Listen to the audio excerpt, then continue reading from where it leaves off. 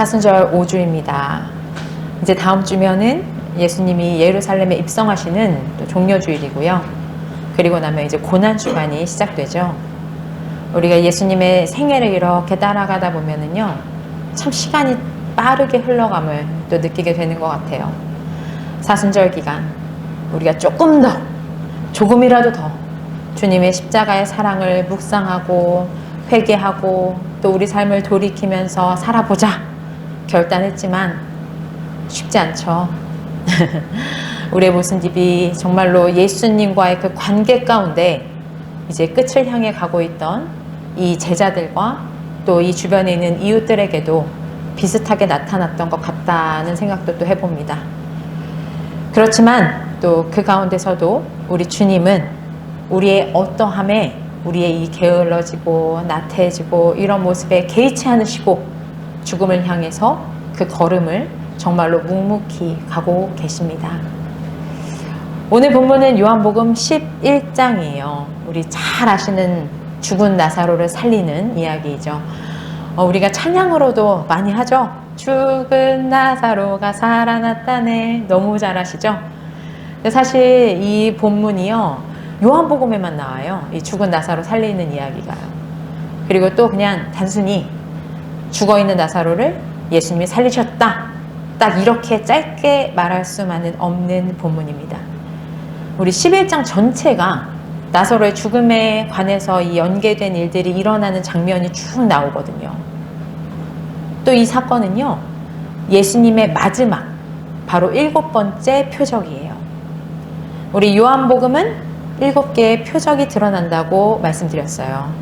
다른 복음서랑 달리 기적 이렇게 안 부르고 표적이라는 말을 쓰는 거는 예수님이 하시는 일이 바로 예수님의 사인이다, 이런 이야기예요. 단순히 기적을 일으키셨다 이게 아니고 진짜 하나님이시네? 이걸 드러내는 사건들이에요. 여러분, 우리가 음식점에 갔어요. 근데 그 음식점에 보니까 벽에 유명인하고 사장님이 찍은 사진이 이렇게 다 걸려 있어요. 근데 거기 보니까 그 유명인이 사인까지 해주고 간 거예요. 음식점 이름을 딱 써가지고요. 그럼 이 사람이 여길 다녀갔구나, 우리는 그걸 확인하게 되겠죠. 그것처럼 이 일을 주님이 하셨구나, 주님이시구나, 이게 드러나는 거예요. 그럼 제가 여러분한테 질문 하나 할게요. 혹시 요한복음에 나오는 첫 번째 표적이 뭔지 기억하시나요? 뭘까요? 그렇죠, 맞습니다. 가나 혼인잔치에서 물이 포도주가 되는 변화의 사건이었어요. 그리고 오늘 이 사건이 바로 죽은 나사로를 살리는 표적이에요. 또 이렇게 놓고 보자면요, 예수님은 한 가정이 탄생하는 이 혼인잔치에서도 함께 하셨고요, 또 오늘 죽음으로 이 가정이 깨어지는 것 같은 슬픈 현장이에요. 여기도 함께 하시는 거예요. 그리고 내가 하나님이다 라는 표적을 보여주시는 분이에요. 그렇다면 우리 이 7개의 표적은요, 결국 7이 완전수니까 우리들의 모든 순간, 탄생하는 것부터 기쁘고 슬프고 중간에 여러 가지 감정들이 휘몰아치는 이 모든 순간 가운데, 그리고 죽음에 이르기까지 늘 함께 하시는 주님을 생각하게 하죠. 그리고 아까 제가 식당 이야기했지만 아마 그 유명인을요, 제가 모른다면 그 사진과 그 사인은 저와 상관이 없는 일이 돼요. 그죠? 근데 만약 제가 좋아하는 연예인이었어요. 우리 요즘 권사님들 트로트 엄청 좋아하시고 막 가수도 다 좋아하는 분 있는 걸로 제가 알고 있는데, 아마 음식점에 갔는데 그 연예인이 왔다 갔어요. 그리고 그 사인이 있는 거예요. 그러면 혹 음식이 좀 늦게 나오고 사실 조금 맛이 없어도요, 그럴 수 있지, 오늘 사장님 컨디션이 안 좋은가 봐, 이러면서 이해하게 되겠죠. 그리고 먹는 내내 내가 막 저 연예인이랑 같이 먹는 막 기분이 들 거예요. 기쁘겠죠? 즐거움을 누리는 식사의 자리가 될 거예요. 결국 이 사인의 출처가 무엇인지, 이 사인이 누굴 나타내는지 아는 자만 누릴 수 있는 기쁨이에요.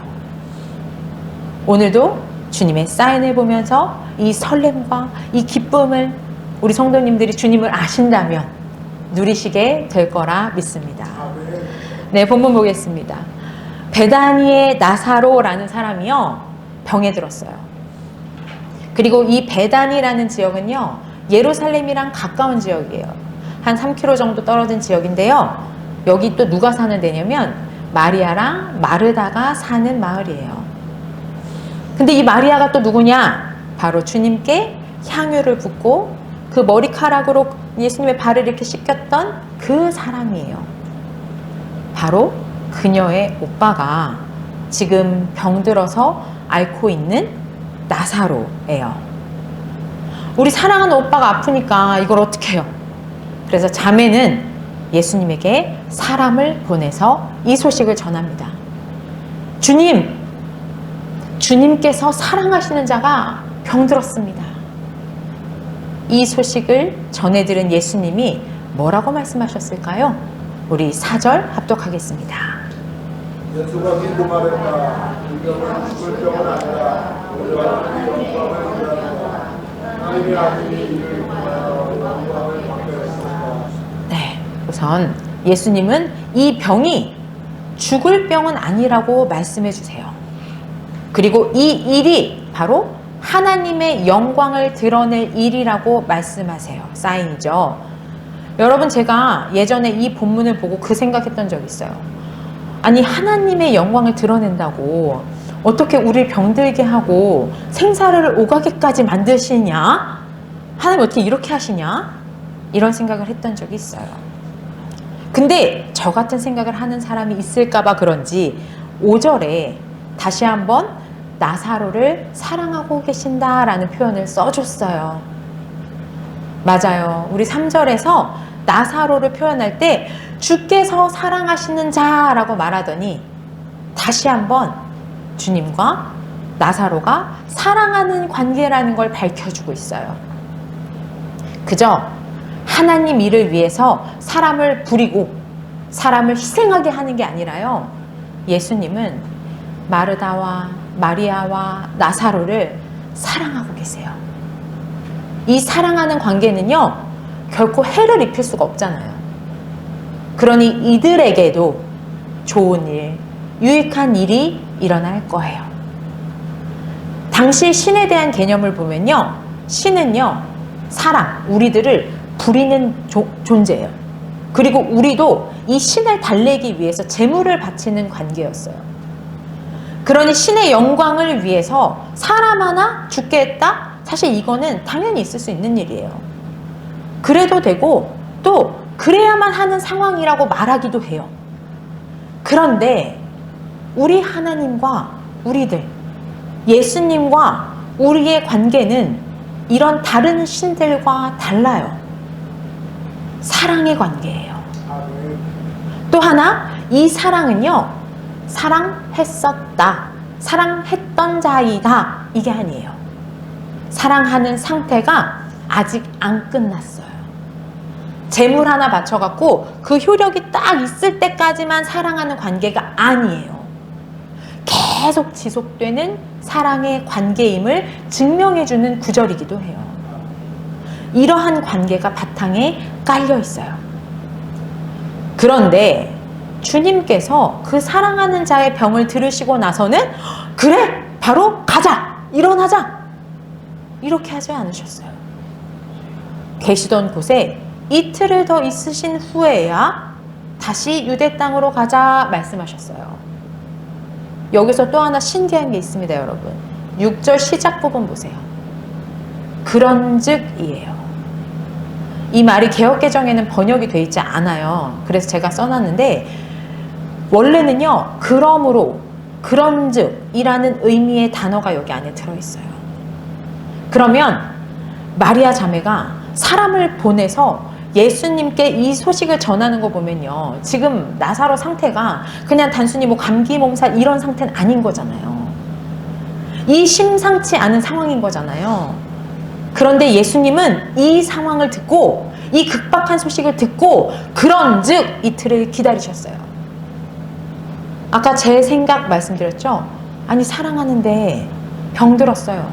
그게 하나님의 영광을 위해서라고 생각하는 사람이 보면요, 그러므로 이틀을 더 그냥 그대로 머물러 계셨다라는 이 소식은요, 정말 너무 잔인해요. 말이 안 돼요. 진짜 당시 사람들의 이 생각대로 가정하면요, 이 나사론의 가정이 제대로 재물을 안 올렸던가, 아니면 뭔가 지금 신의 저주가 내려서 신이 벌을 주고 있는 상황이라고밖에 볼 수 없어요. 그런데 다르게 봐보자고요. 하나님의 영광을 드러내는 일이 예수님이 이들을 정말 사랑하시고 이들에게 좋은 거라면서, 그러므로 그런즉 그때까지 기다리는 게 가능했던 거예요. 순간 마음은 아플 수 있어요. 막 가고 싶을 수 있어요.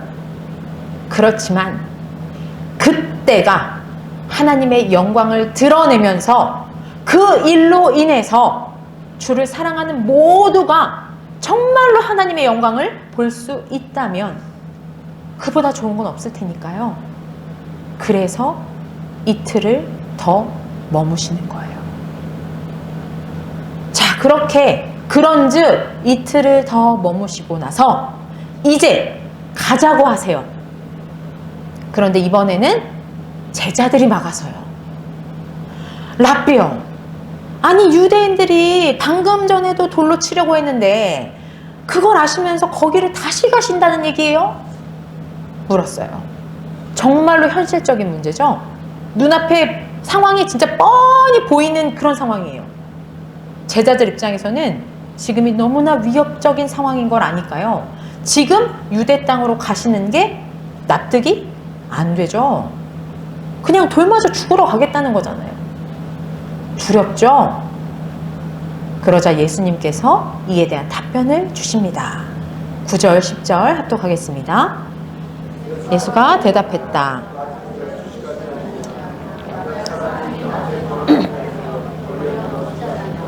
왜냐하면 이 세상의 빛을 보기 때문이다. 그런데 누구든 밤에 걸어 다닌다면 걸려 넘어진다. 왜냐하면 그 사람 안에 빛이 없기 때문이다. 네, 낮은 빛의 시간이에요. 빛은, 요한복음에서 빛은 예수님이에요. 이 빛의 시간에 다니는 사람은요, 걸려 넘어지지 않아요. 그런데 빛이 없는 밤이요, 옵니다. 그리고 밤에 다니면요, 걸려 넘어질 수 있어요. 결국 빛이 있는 동안에 정말로 열심히 걸어야 되는 거예요. 요한복음은 그 때라는 개념이 너무너무 중요해요. 예수님은 하나님이 허락하신 때를 향해서 가는 여정 가운데 계세요. 그리고 그 여정을 사시는데요, 정말로 최선을 다하고 계세요. 바꿔 말하면요, 어차피 이 때가 오기 전에는요, 누가 해하려고 덫을 놓고 걸려 넘어지게 하고 돌을 던지고 해도요, 때가 안 됐잖아요. 막을 수가 없다는 얘기예요. 그때까지 안전해요. 그리고 예수님이 이어서 말씀하십니다. 우리의 친구 나사로가 잠들었다. 그러나 내가 가서 깨울 거다. 그 얘기를 듣고서 제자들이 답합니다. 아니 주님, 잠들었으면 일어나지 않겠습니까? 자, 여러분, 이 상황을 한번 생각해 보세요. 예수님이 우리의 친구 나사로가 잠들었다라고 하시면서 깨우러 가신대요. 좀 황당하죠? 자는 걸 깨우러 가겠다고 지금 예수님 나타나기만 하면 돌 던져서 치려고 대기하고 있는 그 땅에 가신다는 거예요. 그러니 제자들 입장에서는 아니 잠들었으면 일어나겠죠. 이렇게 답하는 게 당연해요. 그런데 예수님이 말씀하신 이 나사로의 잠은 지금 제자들의 이해와 달라요. 13절 합독하겠습니다. 그러나 예수님은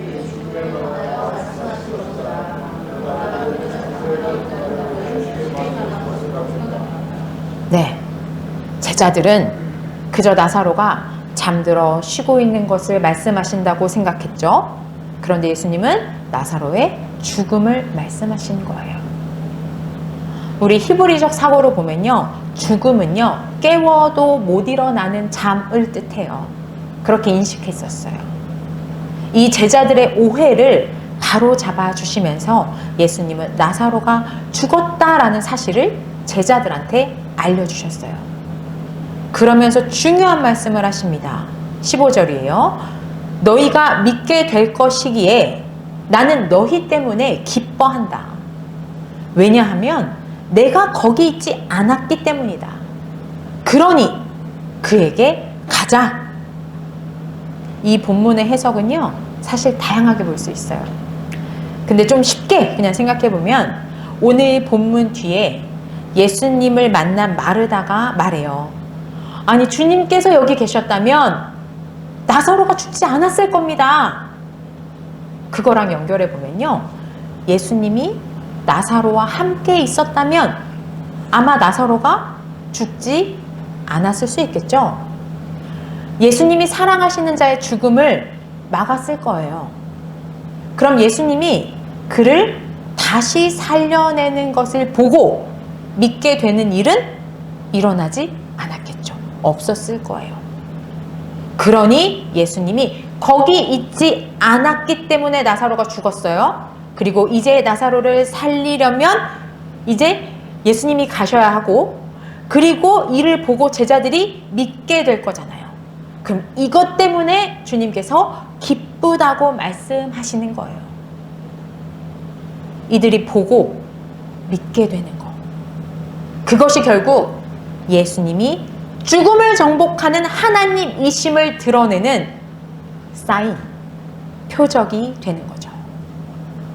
그럼 이게 바로 4절에서 말했던 이 일은 하나님의 영광을 드러낼 일이다 라는 말과도 딱 맞아 떨어집니다. 이 설명을 해주고 나서 예수님은 그러니 그에게 가자 라고 말씀하세요. 17절에 보시면요, 예수님이 가서 보시니까 나사로가 무덤에 있은 지가 벌써 4일이나 되었다라는 기록이 있어요. 예수님이 이틀을 더 기다리셨죠. 그래서 4일이 지났어요. 죽은 지 4일이 됐다는 건요, 돌이킬 수 없는 죽음의 상태예요. 오늘 우리는 읽지 않았지만 이제 예수님이 나사로를 부르시고 깨우는 장면이 뒤에 나오죠. 이것이 바로 15절에서 말한 그 죽음과 부활의 표적이 되는 거예요. 그리고 이것 때문에 제자들이 믿게 되고, 이것 때문에 하나님의 영광이 드러나는 그런 현장이 되는 겁니다. 여러분, 그런데요, 또 하나 놓치지 말아야 할 게 있어요. 제자들이 우려했던 것처럼 이 일을 계기로 대제사장들과 바리새파 사람들이요, 나사로 살린 것 때문에 너무 시끄러워지는 거예요. 이러니까 예수를 죽이기로 결정하게 돼요. 그리고 예수님을 잡는 일에 더욱 혈안이 되었더라 라는 기록이 나와요. 정말로 이제는 그 때가 가까워 오고 있어요. 낮의 시간이 정말로 얼마 남지 않은 상황이에요. 밤이 오고 있는 거죠.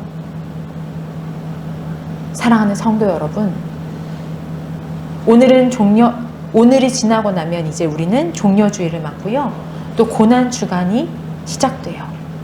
그 바로 전 마지막 주일이고 오늘이 그 마지막 말씀이에요. 다가올 죽음을 통해서 이제 생명으로 건너가는 이 신비를 향해서 인도되고 있는 시간 가운데 우리는 있어요. 오늘 제자들은, 또 제자인 우리는요, 이 부활의 장면을 보지 못했어요, 아직. 그리고 11절에서 주님의 말씀을 듣게 됩니다. 우리 친구 나사로가 잠들었다. 그러나 내가 가서 그를 깨울 거다. 여러분, 여기 보세요. 우리는 복수형이에요. 예수님이 사랑하는 자 나사로는요, 우리 모두의 친구예요. 그 친구가 죽었어요.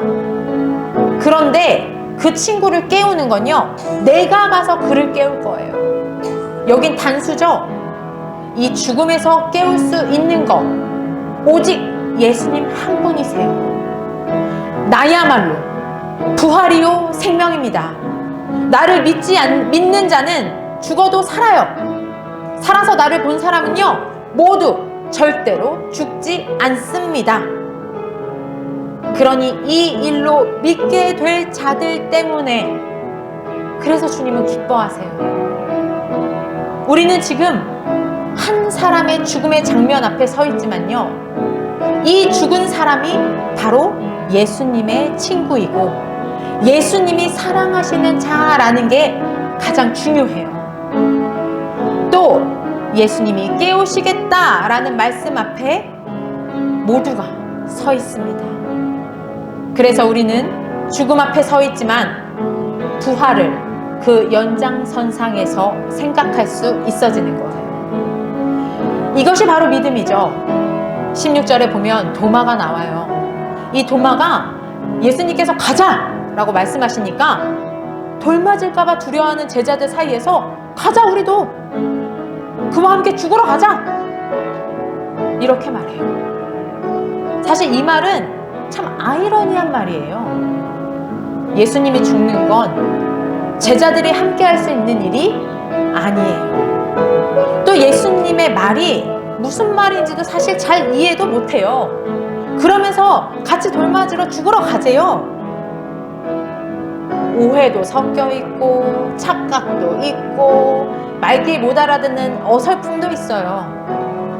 그런데요 여러분, 이 말, 도마의 이 말은 결국 우리 모두의 가슴 가운데 지금 울려 퍼지고 있습니다. 죽음과 부활을 연속해서 생각할 수 있는 우리에게 자기 십자가를 지고 돌 맞아 죽더라도 우리 예수 따라가자! 우리에게 이 담대한 선포로 들려지고 있어요. 여러분, 생명의 주관자, 부활이신 이 생명이신 예수 그리스도를 여러분이 믿으신다면 우리도 가죠 뭐. 그와 함께 죽으러 가자고요. 도마처럼 우리의 이 고백도 도대체 무슨 뜻인지 잘 몰라. 그리고 어설픈 말일 수도 있어요. 그래도 괜찮아요. 우리 다 이해하지 못해도 그래도 주님께서 우리들의 이 마음을 받으십니다. 우리도 자기 십자가를 지고 이 길을 가길 원합니다. 그리고 나 혼자 가는 거 아니죠? 우리도예요. 함께 갔으면 좋겠습니다. 기도로 나아가겠습니다. 하나님, 시종일관 사랑하신다 말씀하시는 주님,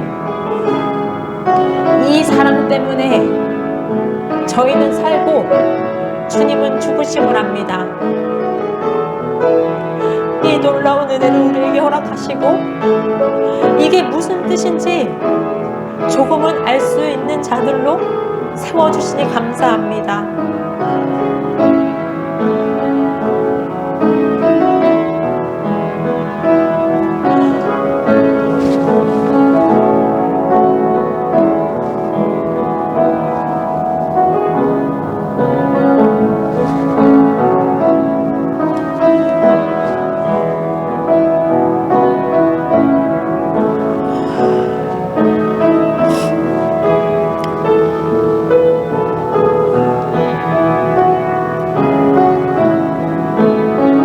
하나님 아버지, 제자들의 두려움도 이해가 가고 도마가 뭔 상황인지도 잘 모르지만 가자 그렇게 지르는 담대함도 너무나 이해가 갑니다. 그러나 가장 귀한 생명을 살리는 일을 하신 것이 결국 죽음을 맞게 되는 계기가 된다는 이 아이러니한 결과는 이해도 안 되고 참으로 당혹스럽습니다. 그런데 이 당혹스러운 그 길을 주님께서 가십니다. 기어이 우리를 살리기 위해서 유대로 향하시는 예수님의 발걸음, 죽음의 때를 직면하게 하는 결정적 사건을 결국 주님 손으로 버리시는 장면을 저희들은 봅니다.